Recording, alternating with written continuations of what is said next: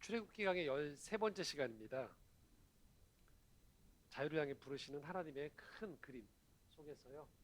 과정을 거쳐 일하시는 하나님이란 제목으로 출애굽기 6장 28절에서 7장 13절까지의 말씀으로 함께 은혜를 나누도록 하겠습니다. 세계 보건기구 후라고 하죠. WHO에서 5일 제네바 시각 22시에 중요한 발표를 하나 있어요. 코로나19 국제 공중 보건 위기 상황 선포를 해제했어요. 그러니까 더 이상 이제 그 긴급한 국제적인 상황이 아니다라고 종료를 선포한 거예요. 여전히 코로나19의 위험도는 높아요. 그렇지만 이제 그 근거가 주간 사망, 입원 및 위중증 환자 수가 감소하고 있고 감염 및 예방접종을 통해서 높은 수준의 인구 면역이 보유가 됐고 그리고 무엇보다도 유행 변이 바이러스의 독성 수준이 동일하다는 거예요. 그래서 의료 체계가 회복 탄력성 증가로 인해서 코로나19를 대응할 수 있을 정도가 된다는 거죠. 그런 의료 서비스가 전 세계적으로 현재 유지가 가능하다라는 겁니다. 우리가 3년이 넘는 시간이 지나왔죠. 이제 거의 지금 막바지까지 왔다라고 이야기합니다. 아직 코로나19가 완전히 종료된 건 아니죠. 하지만 최소한 전 세계적인 위기 상황만큼은 벗어났다라고 이야기하는 거예요. 터널의 거의 끝자락에 와서 우리가 지금 이 바깥 풍경이 보이기 시작하는 데 도달했다라는 걸 국제적인 보건기구에서 이제 공인을 하는 시점까지 다다랐다라는 거예요. 좀 감개무량하죠. 3년 4개월 정도의 시간이 지금 흘러왔는데 저희도 2주 전쯤에 저희 펠럼포럼 직원들하고 주중에 리트릿을 좀 할 시간이 있었는데 한 3년 넘어서 처음으로 직원들하고 좀 편하게 식사를 하면서 차를 마셨어요. 외부에서. 좀 감개무량하더라고요. 왜냐하면 저희도 이 코로나가 처음 터졌을 때 정말 허둥댔거든요. 어떻게 될지 몰라서 직원들 앉아서 같이 회의할 때마다 이 대책이라고 내놓는데 지금 돌아보면 참 한심스러운 대책들을 많이 내놨어요. 회의하다가 막 되냐 안 되냐. 심지어는 뭐 저희 여기 지금 들어오실 때 예배 들어오실 때 입구에 여기에 지금 감염된 분이 들어오면 안 되니까 누가 TV에 나오듯이 이 흰 방역복 이렇게 입고 마스크 쓰고서 밖에서 이렇게 체크해서 아닌 분들은 돌려보내냐. 그러다가 또 저희 내부에서 회의하다 그럼 그거 누가 쓰고 나갈 거냐 뭐 이런 얘기하고 그 현실 가능하냐. 근데 그렇다고 또 들어오면 어떻게 하냐. 들어오는 순간에 여기가 다 카페나 영화관이 다 문을 닫아야 되는데 어떻게 하냐. 누가 나갈래? 안 된다. 불가능하다. 막 옥신각신 한두 시간 답이 안 나오는 회의를 계속했어요. 그래도 뭐 그렇게 해서 회의를 하면 뭐합니까? 사람이 안 오는데 그런 일들이 막 지나갔죠. 저희 예배도 마찬가지였죠. 여러분 불과 한 1년 좀 넘었죠? 1년 안 됐나요? 들어오실 때마다 여기 체크하고 그 온도 적으시고 연락처 적으시고 저희 예배 때도 사역자들도 많이 저희가 의논을 많이 했었어요. 현장 예배를 재개하는 문제 때문에 어떤 때는 다 온라인에 계시고 저희만 여기에서 같이 촬영을 하기도 하고 어떤 때는 아예 그것도 어렵다. 줌으로만 다 저희가 각자 집에서 한 적도 있었고 여러 가지 일들이 많았었어요. 그래서 돌아보면 이제 돌아보고 나니까 아 그때 참 적절했다라고 생각한 때도 있었고 또 필요 이상의 공포 때문에 과잉 대응을 한 적도 분명히 있었던 거죠. 근데 뭐 우리가 알다시피 어떻게 정답만 우리가 알고서 정확히 여기까지 올 수가 없었죠. 이거는 뭐 학생들이 시험 치는 수행 평가가 아니잖아. 이미 답을 다 안 상태에서 출제 범위를 갖다 놓고 하는 그런 게 아닌 끝날지 어떻게 될지를 전혀 뭐 예측이 안 되는 가운데에서 벌어진 일에 저희가 대응을 했었기 때문에 그 당시 가지고 있는 정보와 그 당시 가진 판단에서는 최선을 다했던 거죠. 그렇기 때문에 지금 이 시점에서 우리가 지금 돌아보면서 품는 마음은 어떤 잘잘못을 따지기보다는 이 고난을 함께 헤쳐온 것에 대해서 서로 좀 감사하고 좀 격려하고 위로할 필요가 있지 않은가 싶어요. 실제로 이 위로가 필요한 까닭은 많은 희생이 따랐어요. 생명에서도 그렇고 경제적으로도 그렇고요. 또 관계적으로도 손실이 많았죠. 뭐 교회 공동체도 마찬가지예요. 교회 공동체 안에서도 이 손실이 많은 교회들이 꽤 돼요. 그런데 가만히 생각해 보면요. 이 한 3년 4개월 동안의 이 코로나 기간을 생각해 보면 이 기간들이 우리의 삶과 우리 인생하고 참 많이 닮아 있다라는 걸 우리가 알 수 있다는 거죠. 우리의 바램은 인생이란 아주 깨끗한 캔버스가 주어지는 거죠. 그리고 머리에 구상을 하고 스케치를 한 거죠. 그리고 스케치한 대로 그림이 그대로 그려지기를 원하는 거고, 그려지고 난 다음에 그것에 대한 사람들의 반응도 칭찬해 주는 것. 그게 우리가 그리고 있는 인생이란 그 그림의 캔버스, 인생의 그림이죠. 우리가 예상하는. 근데 어떤가요? 실제로 그림을 그려보면 내가 막 구상했던 그림 스케치를 그려보려니까 잘 안 그려지는 거예요. 또는 막상 그렸더니 머리로 그렸을 때는 괜찮은 것 같았는데 별로여서 수정을 가하기도 하죠. 그리고 잘 그렸다고 생각해서 좀 뭔가 기분이 좋으려고 했는데 옆에 사람들 그림을 보고 있으니까 이건 완전히 그림도 아니어서 위축되기도 하고, 또 때로는 누군가의 그림을 보면서 저걸 그림이라고 그리고 나면서 내가 나도 모르게 의시되기도 하고, 그리고 열심히 어쨌든 어떻게든지 그려놨어요. 근데 사람들의 반응이 생각보다 별론 거죠. 그래서 위축이 되는 거예요.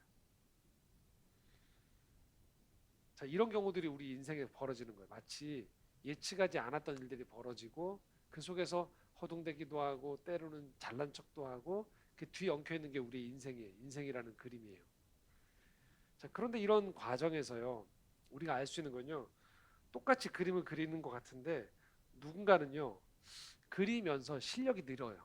그림 실력이. 그래서 초기 작품은 조금 어설퍼 보이는데 뒤로 갈수록 그림 실력이 나아지고 나중에는 꽤 의미 있는 작품을 남기기도 해요. 반면에 누군가는 열심히 그림을 그린다고 그러는데요. 이게 낙서인 거죠. 낙서 수준이에요. 그리고 어떤 사람들은 처음엔 그림을 그리겠다고 나서는데 나중에 그림 그리는 일을 포기해버리는 거죠. 이건 내 일이 아니었는가 보다. 인생의 그림이 그렇다는 거예요. 누군가는 그림을 그리겠다고 인생길에 나서는데요. 고생을 하면서 그 고생 속에서 더 나은 사람이 돼요. 그리고 다른 사람들한테 그 사람의 고난과 경험들, 실패담까지도 꽤 의미 있게 잘 숙성이 돼서 의미를 전해주는 인생이 돼요. 하지만 우리도 알다시피 어떤 사람의 인생은요, 점점 정돈된 형태가 아니고요, 낙서처럼 점점 난잡해지는 거예요, 인생이. 이리저리 휘갈기고 자기도 혼돈스럽지만 다른 사람들에게까지 자신의 혼돈스러움과 어떤 모자람을 통해서 또는 악의적인 것들로 인해서 피해를 주다가 생을 그저 마감하는 경우들도 많이 보게 됩니다. 자, 왜 이런 차이가 날까요? 바로 이거죠. 이 어려움을 대하는 태도, 또 그림을 인생이란 그림을 그려가는 가운데에서 벌어지는 이 난관에 대해서 어떤 태도를 갖느냐가 아주 이 사람들의 인생의 갈림길을 만들어 버리는 거예요. 그러니까 이런 거예요. 그리다 보면 잘 그려지겠지라고 생각하면서 그냥 바라는 거예요. 계속 개발해내고 배우려고 하지 않고요. 뭔가 그 나름의 그 안에서 전략을 짜보면서 수정해 본 직접적인 계획을 자기 계획대로 안 된 것을 수정해 보는 배움이 있는 사람과 그냥 어떻게 하든 그렸는데 그게 잘 그려지기를 바라는 사람의 차이인 거죠. 계속 그렇게 잘 그려지기만을 바랄 때 그 그림은 낙서가 될 가능성이 많다는 거예요. 아니면 한 번의 그림은 우연히 잘 그려질 수 있지만 그 다음 그림은 그렇게 안 되는 것이죠. 인생에 찾아오는 어려움, 난관, 예측하지 못하는 이 불행들 속에서 누군가는 그냥 그런 일들이 벌어지면 망연자실한 상태에서 손을 놓고요. 그냥 이것만 바라는 거예요. 이게 빨리 그냥 끝나기만을. 반면에 어떤 사람들은 그 어려움 속에서 예측 불가능한 어떤 난관, 갈등, 실패 속에서요. 어떻게 대응하는가를 계속 고민하는 거예요. 씨름해 보는 거죠. 그리고 던져보는 거예요. 아, 이게 잘 안 되는구나. 그럼 그 다음 카드를 또 쓰는 거죠. 계속적으로 노력을 하는 거예요. 그래서 고난 속에서 계속 지혜가 터득돼요. 마음에 이 굳은 살이 배기는 것 못지않게 마음이 풍요로워지기 시작하는 거예요. 결이 풍부해지는 거죠. 이 어려움을 지나가기만을 바라는 경우에 대체로 이렇게 되면 탓을 하게 돼요. 환경 탓을 하거나 남 탓을 해요.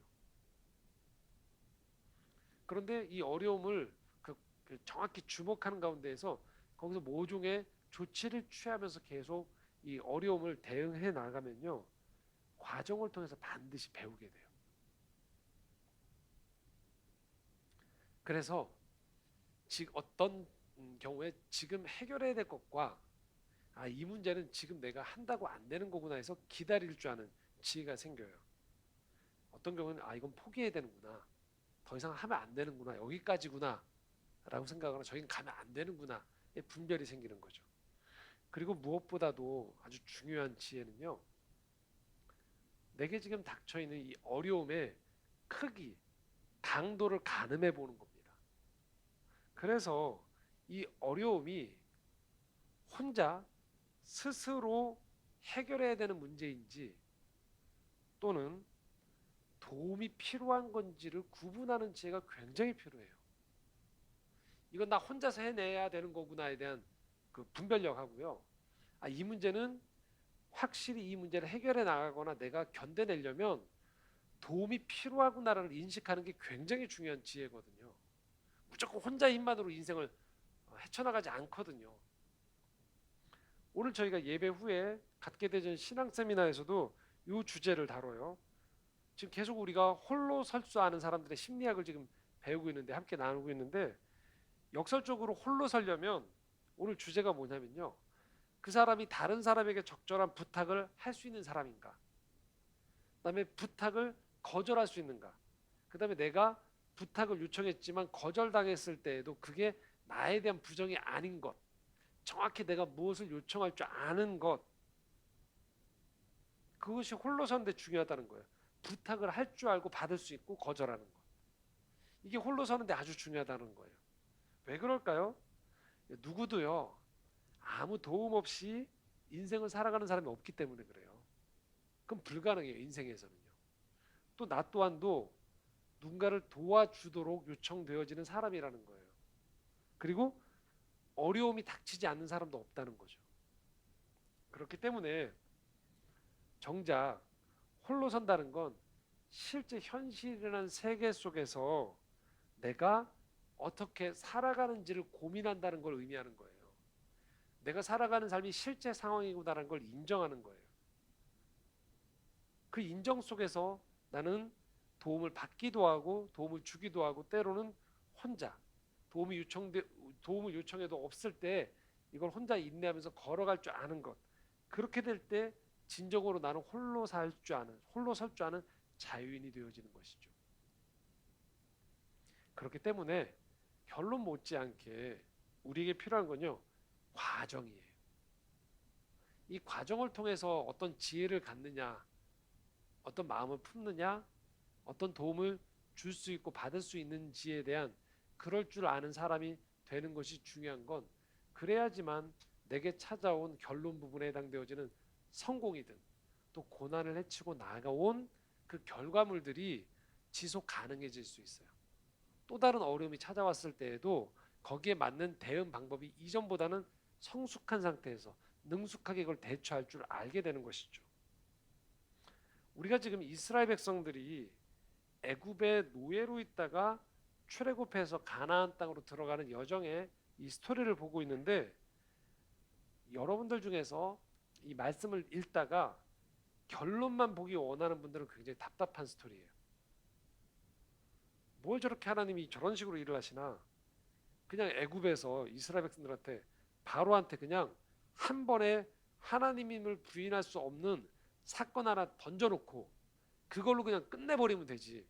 뭘 저렇게 밀당처럼 주고받고 계속적으로 원망을 듣기도 하고 불평을 듣기도 하고 이런 과정을 거치면서 저들을 애굽에서 나오게 하고 가나안 땅을 돌게 하나. 답답해 보이는 거예요. 그냥 한 번에 끝내시지. 이때 우리가 하나님에 대한 오해를 하는 거예요. 하나님이 결과만 놓고 평가하는 신으로 이게 오해하는 거예요. 하나님은 과정을 거쳐서 일하세요. 그게 하나님이에요. 우리가 지금 명심해야 되는 건 이 이스라엘 백성들이요, 애굽의 노예로 400년 이상을 살고 있었다는 사실이에요. 정확히 요셉을 알지 못하는 왕 중에서 이스라엘 백성과 이 대결 구도로 이들을 노예로 전락시킨 왕이 정확히 어느 때부터인지는 알 수가 없어요. 하지만 꽤 긴 시간, 꽤 오랜 시간 동안 이스라엘 백성들이 처음에는 야곱 일가가 내려와서 70여 명의 애굽 일가들이 요셉과 함께 고센 땅에서 거주할 때까지는 괜찮았던 거죠. 이민자로서. 근데 어느 순간부터 요셉을 알지 못하는 왕들이 등극하면서 애국과 이스라엘 백성들의 사이가 이 역학 구도가 깨져버린 거죠. 힘의 구도가. 그래서 애굽은 지배자가 되고 이스라엘 백성들은 거기서 노예가 돼버린 거죠. 근데 이게 꽤 길어진 거예요. 그 상태에서 이스라엘 백성들이 신음한 거죠. 살려달라고. 도저히 못 살겠다고. 몇백 년의 기간인 거예요. 자, 우리나라가 일제 강점을 당했던 기간이 1910년에서 1945년이에요. 35년이거든요. 근데 지금 이미 강점 기간보다 훨씬 오랜 기간 동안 우리가 지금 이미 지났어요. 그럼에도 불구하고 여전히 여러분 뉴스를 통해서 한일 관계의 문제라든지 우리 삶 가운데에서 들어와 있는 많은 일제 강점기 이후의 후유증들이나 여파들을 우리는 보고 있어요. 35년이었어요. 근데도 이게 길었단 말이죠. 그렇다면 몇백 년을 애굽의 노예로 있었던 이스라엘은 어떨까요? 쉽게 이들이 변할까요? 또 이들을 노예로 데리고 있었던 애굽은 또 어떨까요? 쉽지 않은 거죠. 그래서 우리가 이 하나님과 바로의 이 사이에서의 이 줄다리기, 줄다리기 하는 과정을 보면서요, 우리가 이런 의문이 들 수 있는 거거든요. 한 번에 끝내시지. 근데 하나님 편에서 이 과정이 필요했다라는 거예요. 그리고 이 과정에는 단순히 성공의 경험만 포함되지 않아요. 의심이나 반복, 또 실패와 저항까지도 이 과정 안에 다 들어와 있는 거예요. 그리고 이 과정 속에서 이스라엘 백성은 점점 참 자유를 배워가는 진정한 자유인의 과정으로 나아가는 것입니다. 우리 개인 역시 마찬가지입니다. 우리가 노력을 했는데 그 결과가 쉽게 안 보여지는 경우들이 많거든요, 인생에서. 그런데 이런 생각을 한번 해볼 수 있으면 좋겠다는 거예요. 내가 지금 오르려는 산이 그 오르려는 산이 낮은 산이면 금세 오를 수 있는 거예요. 근데 내가 지금 오르려는 인생의 어떤 그 과제와 산이 꽤 높아요. 그러면 그만큼 시간이 걸리는 거죠. 그만큼 힘이 드는 거예요. 그리고 지금 내가 노력하고 있는 것이 그만큼 가치롭기 때문에 이 과정들이 소요가 된다는 것들을 우리가 잊지 않아야 된다는 것입니다. 오늘 말씀은 이 줄다리기 과정 가운데서 하나님의 일하심, 이스라엘의 이 과정들 아직 한참 멀었지만 지금 초입부입니다. 근데도 여전히 이 줄다리기는 계속되어지고 있다는 걸 우리가 볼 수 있다는 거예요. 6장 28절에 30절 함께 읽겠습니다. 여호와께서 애굽 땅에서 모세에게 말씀하시던 날에 여호와께서 모세에게 말씀하여 이르시되 나는 여호와라 내가 네게 이르는 바를 너는 애굽 왕 바로에게 다 말하라. 모세가 여호와 앞에서 아뢰되 나는 입이 둔한 자이오니 바로가 어찌 나의 말을 들으리이까. 이 말씀은 6장 10절과 12절 말씀의 판박이에요. 한번 같이 읽겠습니다. 여호와께서 모세에게 말씀하여 이르시되 들어가서 애굽 왕 바로에게 말하여 이스라엘 자손을 그 땅에서 내보내게 하라. 모세가 여호와 앞에 아뢰어 이르되 이스라엘 자손도 내 말을 듣지 아니하였거든 바로가 어찌 들으리이까. 나는 입이 둔한 자니이다. 똑같은 말이 지금 반복되고 있는 거예요. 그러니까 하나님은 말씀하시고 그 모세는 나는 입이 둔한 자다. 이 입이 둔한 자라는 건 이 과제가 내가 감당하기가 어려운 주제라는 거예요. 하나님 한 번 말씀하시고 오케이 순종하고 끝난 문제가 아니라는 거예요. 계속 하나님과 모세 사이에 실갱이가 벌어지고 있어요. 자, 이런 문제는 그러면 모세와 하나님과만의 관계일까요? 아니에요. 이스라엘 백성 또한 계속 이 문제가 발생해요. 계속 발생합니다.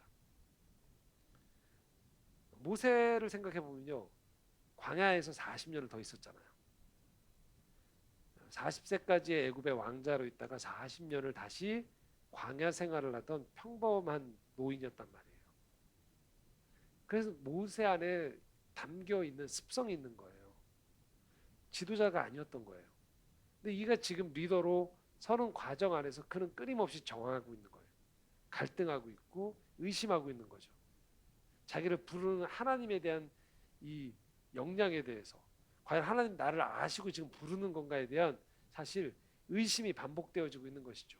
입이 둔한 자인데 왜 나를 부르셨습니까? 라고. 근데 하나님은 계속 모세를 들어 쓰세요. 자, 그리고 모세를 향해 하나님이 또 다른 이런 말씀을 하시죠.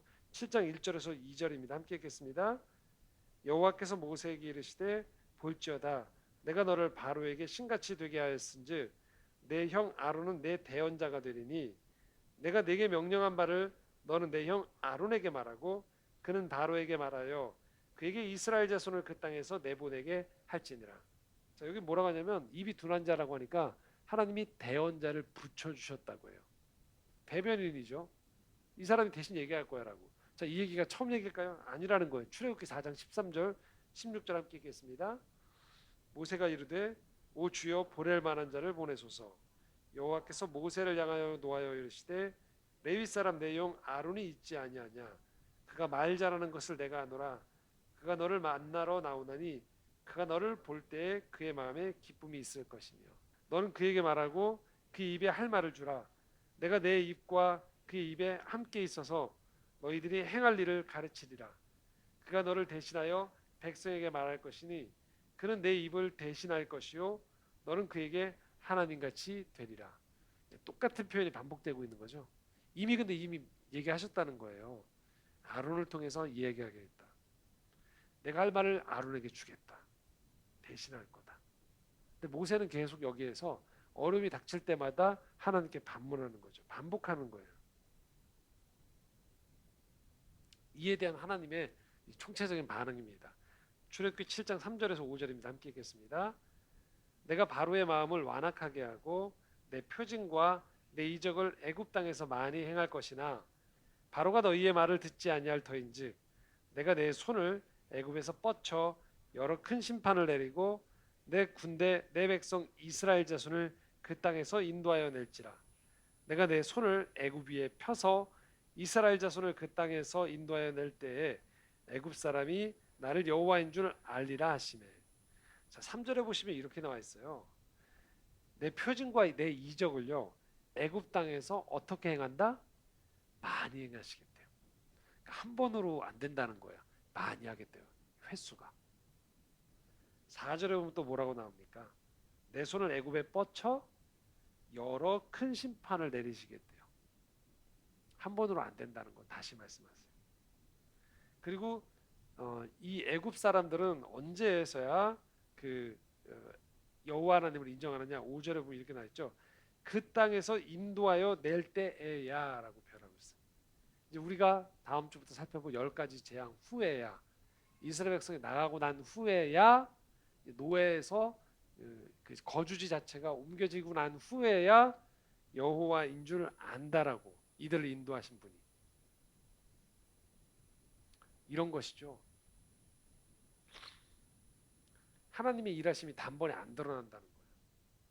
드러나더라도 사람들이 그 드러남에 대해서 하나님을 하나님의 일하심으로 인지하지 못하거나 그 과정들이 더디다는 거예요. 우리 일상에서도 계속 이런 문제가 발생해요. 여기서 신앙생활 오래 하신 분들은 아마 경험하실 거예요. 기도 응답이라는 것. 어떻습니까? 기도 응답을 받았죠. 그런데 다음에 또 어떻게 돼요? 또 다른 기도 제목이 응답되지 않았을 때 우리도 모르게 하나님이 살아계신가라고 생각해요. 아니면 뭔가 문제가 있는가?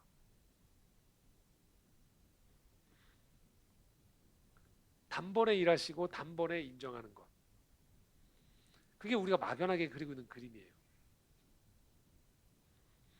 근데 만약에 하나님이 그렇게 단번에 일하신 상태에서 모든 사람들이 다 믿고 감동했다라면 지금의 이 성경책은 쓰여 있지 않겠죠. 성경책이 계속 이런 사람들의 이야기인 거예요. 하나님도 아시는 거예요. 그래서 하나님께서는요, 기적과 함께요, 그 기적을 접하는 우리 일상 안에서 우리가 영적인 일을 받아들이도록, 그리고 그걸 알아차릴 수 있도록 과정을 통해서 하나님은 일하세요. 그 방법을 하나님은 허락하세요. 오늘 우리가 살아가면서요, 많은 부모의 눈물과 헌신으로 자녀들이 자라게 되죠.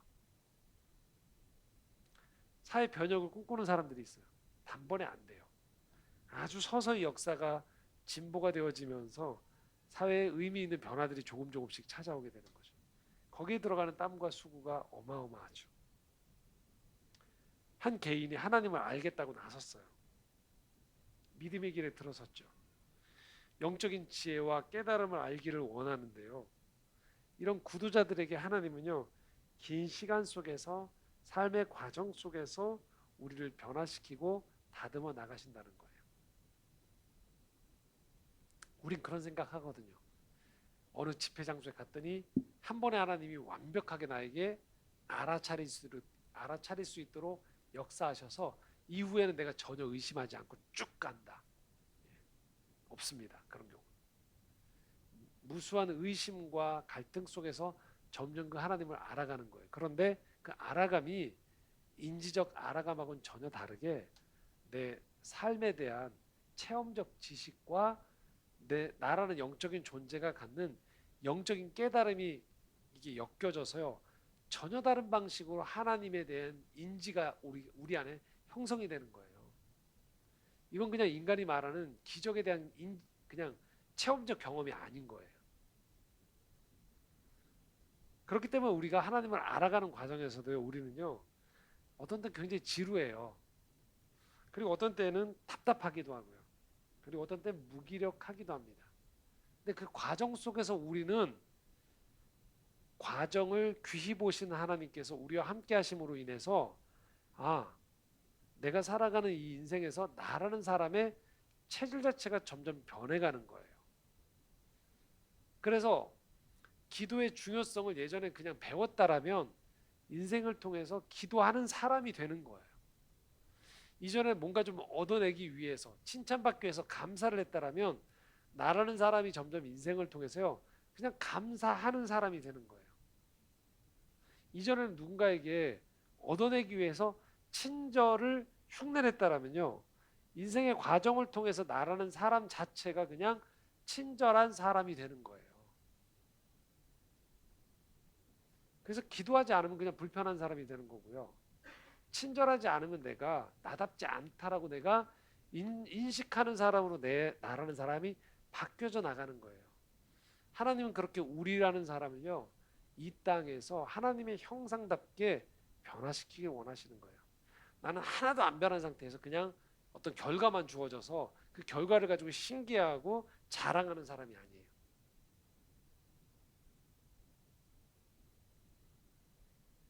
그러니까 검색해서 계속 맛집 찾아다니는 사람이 아니고 내가 요리를 할 줄 아는 사람으로 바꾸시는 거예요. 삶이라는 요리를.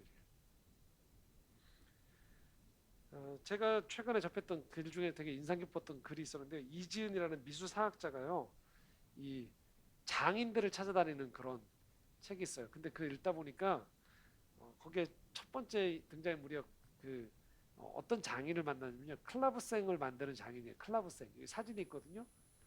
예. 피아노 전신, 피아노 전에 한참 그 사람들이 연주했던 악기. 영어로 하프시코드고요. 그 독일어로 챔발로, 프랑스어로 클라브생인데, 이 바흐나 핸델이 본래는 이 클라브생을 가지고 연주했다는 거죠. 피아노가 아니고 그 시대에는 그렇게 작곡되어진 거죠. 근데 이게 피아노가 이것보다 기능적으로 어떤 면들이 더 강약을 조절한다든지 이런 면들이 더 뛰어나서 이게 밀려난 거예요. 근데 이 작가가 이 클라브생의 이걸 만드는 장인을 찾아간 거예요. 이거 만드는데 한 개인이 작업을 하는데요. 현을 쪼이고 건반을 만들고 이렇게 깎으면서 이게 다 만드는 거예요. 수작업으로 한 2년 걸린대요. 악기 하나 만드는데. 네, 장인인 거예요. 근데 이 사람이 거의 이제 이 악기의 소리를 다 잊어버렸던, 전 세계적으로 잊어버렸는데, 이 사람이 그 악기를 제조하는 문서들을 다 찾아서 번역을 하고 그 관련 악보들을 찾아내서요. 죽어버린 악기를 되살린 거예요. 지금도 이 클라브생이 연주가 되긴 해요. 간혹 가다가 연주자들이 이 클라브생을 연주하는 이벤트들이 있고, 인터넷에 보면 하프시코드 또는 클라브생이 치면 이걸 연주하는 영상들이 있어요. 평소에 우리가 많이 듣진 않죠. 근데 이걸 만드는 장인을 찾아간 거예요. 50년 동안 이걸 만들었던 장인을 찾아갔어요. 그 무슈 레나르 본 나젤이라는 장인을 찾아갔는데요. 인터뷰를 하는데 이 장인의 입에서 굉장히 고상한 말이 나올 줄 기대한 거죠. 이 장인의 입에서 이런 표현이 났대요. 지겨운 일이라고. 굉장히 기대를 했는데 이거 만드는 거 굉장히 지겨운 일이라고. 그러니까 아침부터 저녁까지 계속 이걸 만드는 거죠. 조금만이라도 공정과 작업이 틀어지면 소리가 틀려지는 거예요. 그러니까 계속 평생을 나무를 찾고 이걸 악기를 다듬고 이걸 만드는 작업을 50년을 한 거예요. 이렇게 표현하더라고요. 기술은 매일 1mm만큼만 자란다고. 몇십 년이 지나야지 거대한 나무가 되는 묘목이 되는 거라는 거예요. 그리고 거목이 돼도 성장을 멈추면 바로 죽은 나무가 돼버리는 거죠. 그러니까 계속 모르겠다라는 거예요. 그 다음 경지를. 모르는 속에서 계속 찾아갈 때 계속 그 다음 단계로 나가면서 장인이 된다는 거예요. 악기 소리 하나도. 그러니까 이 50년을 끊임없이 한 곳에 투영해서 만들어나는 과정을 들여다보면요, 지겨울 수 있다는 거예요. 본인도 지겹다라는 거예요. 근데 지겨움의 과정을 넘어가야지만, 지겨움을 끌어안아야지만 그 다음 단계로 나아간다는 거예요. 우리가 인생을 살아가면서요, 변화의 과정에 들어서요, 이 변화가 참 어려운 이유는 이게 안 보인다는 거예요. 당장 성과가요. 그래서 과정 중에는요, 절망이나 실패, 의미 없음이 훨씬 더 많이 차지하게 되는 거죠. 이걸 마케팅하는 사람들이 잘 알고 있거든요. 사람들의 변화가 더디다는 것. 이 마케팅에서 적극 이걸 활용해요. 그래서 오늘도 전 세계 헬스클럽은 1년 그 회원권을, 한 3개월에서 6개월이면 그 비용을 내고 이용할 수 있게 만들어주는 거죠. 근데 아시다시피 1년 회원권을 끌어도 우리가 2달 안에 그치는 거거든요. 왜요?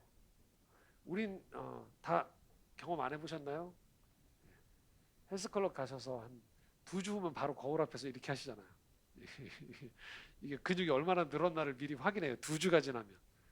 뭐 여성들 다이어트 뭐 다 그렇죠. 한 2주 지나서 바로 반응이 안 오면 아닌가 보다라고 생각하는 거죠. 이미 변화가 시작됐음에도 불구하고 우리는 안 보이는 거예요. 과정에 있으니까. 근데 과정은 결국 이야기한 대로 잘 보이지 않는 게 과정인 거거든요. 근데 우리가 신앙의 눈으로 봤을 때 이 과정에서 희망을 품을 수 있는 건요, 하나님이 이 과정을 지켜보신다는 거예요. 그리고 과정에 함께 하신다는 거예요. 그리고 과정을 통해서 하나님이 일을 하신다는 거예요. 하나님은 결국 결과만 원하는 신이 아니에요. 완성품만의 신이 아니에요. 과정을 함께 하시는 하나님이세요. 그렇기 때문에 하나님은 서두르지 않으세요. 하나님은 천천히 과정을 거치세요. 하나님의 진짜 목적은 이스라엘이 참 자유인이 되는 것을 원하시는 것이죠. 이 애굽 사람과의 관계에서 그래서 하나님은 점점 이 기적과 이적의 강도를 높여 나가세요. 애굽 사람과 마주치면서 이들이, 그리고 이스라엘 백성들이 하나님이 어떤 분이신지를 서서히 그들은 알아가는 거죠. 오늘 첫 번째 이스라엘 애굽과 이 대면하는 첫 번째 이적이 나옵니다. 출애굽기 7장 10절에 13절입니다. 함께 읽겠습니다. 모세와 아론이 바로에게 가서 여호와께서 명령하신 대로 행하여 아론이 바로와 그의 신하 앞에 지팡이를 던지니 뱀이 된지라. 바로도 현인들과 마술사들을 부르매 그 애굽 요술사들도 그들의 요술로 그와 같이 행하되 각 사람이 지팡이를 던짐에 뱀이 되었으나 아론의 지팡이가 그들의 지팡이를 삼키니라. 그러나 바로의 마음이 완악하여 그들의 말을 듣지 아니하니 여호와의 말씀과 같더라. 첫 번째 이적이었어요. 자, 뭐였냐? 아론의 지팡이를 던진 거예요. 지팡이를 던지니까 뱀이 됐어요. 깜짝 놀라야 되는데요. 바로가 데려왔던 현인들과 요술사들도요. 자기들의 지팡이를 던지니까 이게 뭐가 돼요? 이것도 뱀이 돼버린 거예요. 차이가 하나 있었어요. 아론의 지팡이의 아론의 지팡이가 그들의 지팡이를 삼켰다, 먹었다라는 거예요. 그러니까 이기긴 했어요. 바로의 반응은 이거 가지고 끄떡도 안 하는 거예요. 그러니까 우리도 할 줄 안다는 거예요. 조금 더 이 모세와 아론을 통해서 나타났던 이 기적이 조금 더 영험하구나 정도, 영험한 요술이구나 정도로 인식하는 거죠. 자, 이런 일들이 우리 현실 속에서 반복되는 거죠. 자, 여러분들이 어떤 문제들을 아주 논리적으로 설명을 해요. 사람들이 한 번에 다 설득이 될까요? 그렇지 않죠. 여러분들이 어떤 곳에서 한 번에 감동적인 섬김을 잘 준비해서 했어요. 사람들이 다 마음이 열려요, 완전히. 그리고 나를 인정해주고 하나로 화합될까요? 목사님들도 계속 그 얘기하시거든요. 성도들이 설교로 도무지 변하지 않는다고. 저는 진작에 알았습니다. 저도 그랬으니까요. 한 번의 은혜스러운 설교 너무 좋죠. 감격하죠. 그러나 뭡니까? 그건 어딘가에 쌓이는 거죠. 그리고 제 인생이 100% 변하지 않죠. 180도 변하지 않죠. 한 번의 기도 응답 이제 됐습니다. 그런 법이 없죠. 이게 바로 신앙생활을 하면서 우리가 깊은 의문을 던지는 지점인 거죠. 왜 하나님은 곧바로 단번에 강력한 방법을 사용하시지 않는가? 나를 이렇게 우습게 여기는 사람들을 단번에 쓸어가시지 않는가? 대단히 하나님이 무기력해 보이는 거죠. 그런데 우리가 세상 속에서 믿음으로 살아갈 때요, 바로 이 지점들. 그러니까 왜 사람들이 내 진심을 몰라주지? 왜 사람들이 하나님의 살아계심을 부인하지? 라고 하는 것들. 근데 이때 우리가 인지해야 되는 게 있습니다. 진심으로 내가 사람들은요, 내가 왜 내 진심을 몰라주지 하지만요, 사람들은 사실 내가 진심으로 일하지 않은 순간도 다 지켜보고 있었거든요. 근데 나는 내가 진심으로 했던 그 한순간만 사람들이 바라봐주기 원해요. 근데 아시겠지만 내 주변 사람들은 다 보고 있어요. 내가 대충 살았을 때, 불성실할 때, 진심이지 않았을 때도 다 봤단 말이에요. 하나님이 왜 우리가 봤을 때 살아계심을 왜 부인하지라고 해요. 그런데 뭐예요? 우리가 일상을 살아가면서 깨닫는 건요, 하나님이 계시지 않은 것처럼 보이는 순간들이 너무 많다는 거예요.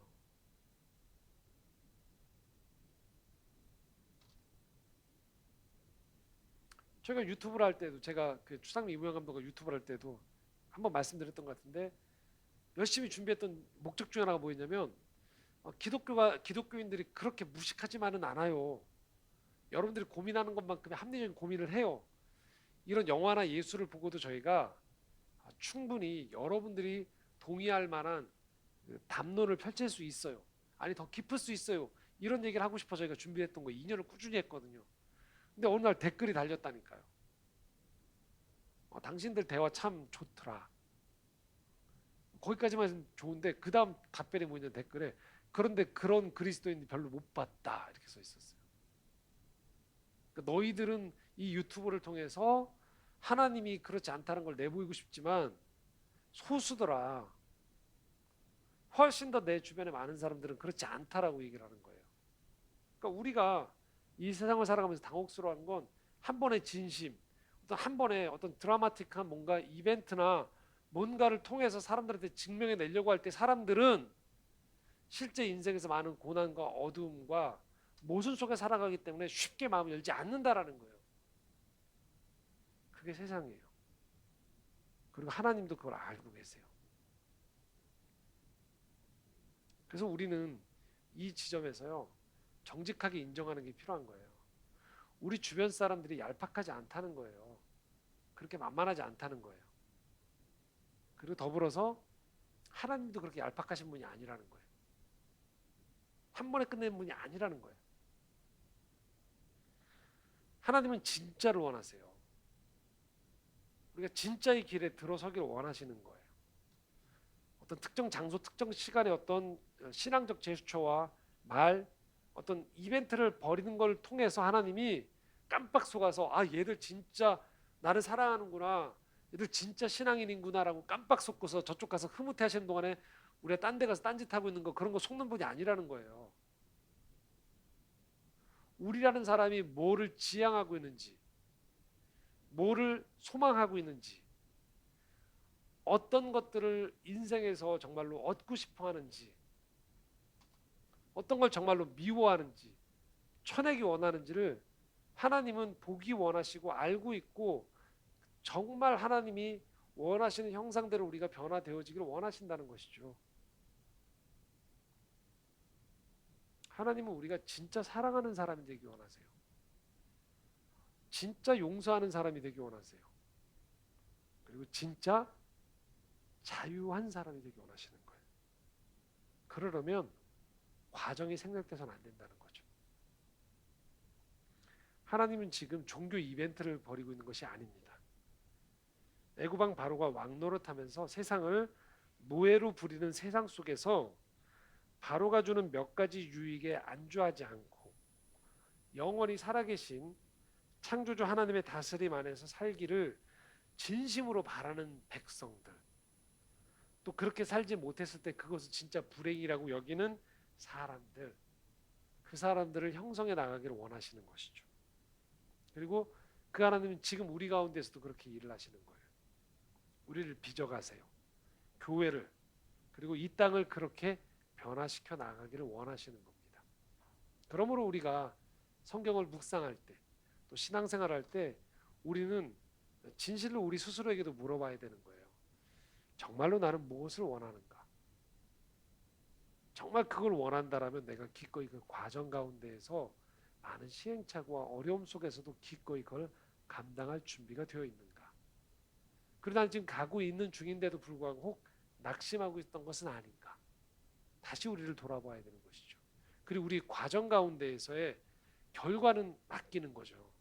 그쪽을 바라보지만, 그리고 우리의 과정 가운데에서 우리가 할 수 있는 것, 버려야 되는 것, 인내해야 되는 것, 때로는 도움을 청해야 되는 것, 그것이 무엇인가를 분별해 나아가면서 우리의 과정을 성실하게 만들어갈 필요가 있다라는 것입니다.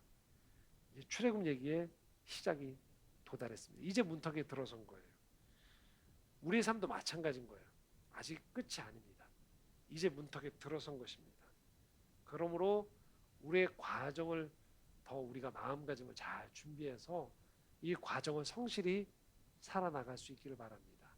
이 과정이 비록 힘들지만 즐길 수 있기를 바랍니다.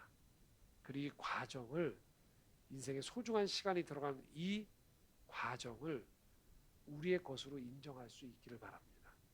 그럴 때 우리는 진정한 자유인의 길에 들어서는 문을 열고 첫 발을 내딛게 되는 것입니다. 우리 모두 이 자유의 진실한 자유의 여정에 함께 나아갈 수 있는 믿음의 동반자들이 되시기를 소망합니다. 함께 기도하겠습니다.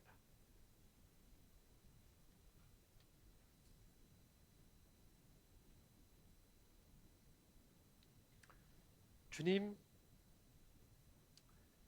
오늘 우리가 바라는 한 번의 또 강력한 모든 것들을 결론 낼 단 하나의 사건을 우린 기대합니다. 하지만 하나님이 진정으로 원하시는 것은 우리가 한 번의 만족과 한 번의 감격이 아닌 우리라는 존재 자체가 참으로 경외하는 사람, 진실한 사람, 성실한 사람, 사랑하는 사람이 되어지는 것임을 다시 한번 말씀을 통하여 보게 되었습니다. 이 이스라엘 백성과의 긴 믿음의 여정 가운데에서 포기하지 아니하시고 이들을 성숙하고 참된 자연으로 부르시는 이 하나님의 요청처럼 저희의 인생 또한 우리에게 주어지는 과제와 인생을 진실하게, 성실하게, 그리고 신실하게 대하며 믿음으로 반응하며 한 걸음 한 걸음 인생의 과정을 거쳐가는 저희를 될 수 있도록 함께하여 주시옵소서. 예수 그리스도의 이름으로 기도드리옵나이다.